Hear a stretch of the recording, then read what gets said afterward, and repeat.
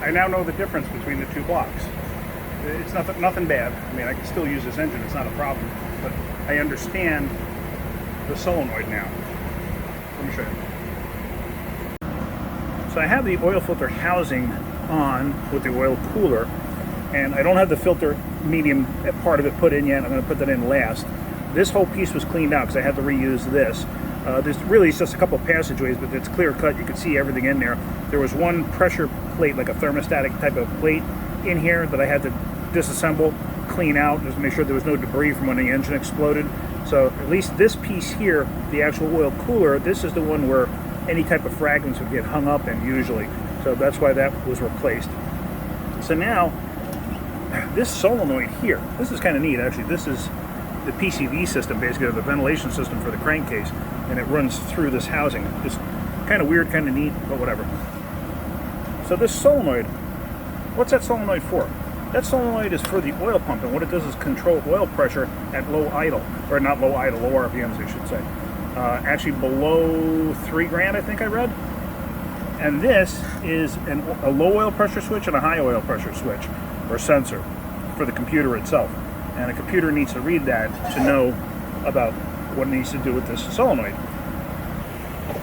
So what I did was I was looking around and I found the actual Volkswagen, basically like the student handbook almost of it that you would get when you go to like a class put on by Volkswagen. It's like the dealer techs would go to stuff like that. And it was the same type of stuff I used to get when I went to GM classes or Chrysler classes. And this one was for Volkswagen. It was pretty interesting. I was reading through it, and it turns out that solenoid is installed there for a different kind of oil pump. Now the oil pump itself, I guess they figured out something with the pump that if they regulated the pressure at lower RPMs, it improved gas mileage. How much it improved gas mileage, it doesn't say. But I guess if you can get a 10th here and a 10th there, you know, eventually you're going to get an extra mile per gallon out of a vehicle. So, but basically in the default position that it's in now, without the solenoid working, the pump is working full blast. Not full blast to its capabilities.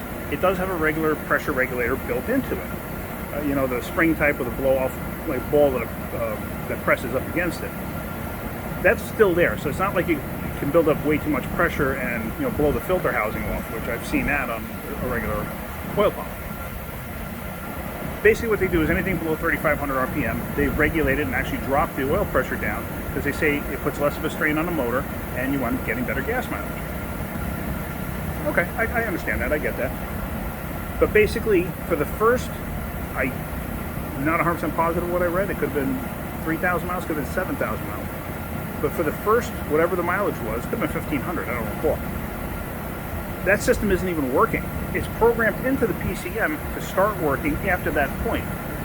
The reason for that is for break-in. They want this thing to have full oil pressure until break-in, or until break-in's complete. So the fact that now this motor is not going to be using that system, even though it's built into this motor, it's absolutely fine.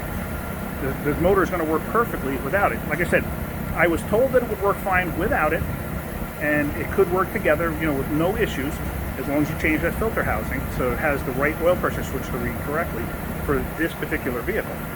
So it kind of makes sense. Everything else is the same in this motor from everything that I read. That's the only difference, is that oil pump, just the design of it, improves fuel economy if you can reduce the oil pressure below 3,000 or 3,500 RPM, whatever it was. So now with that not doing that, basically this thing is the same as it was before.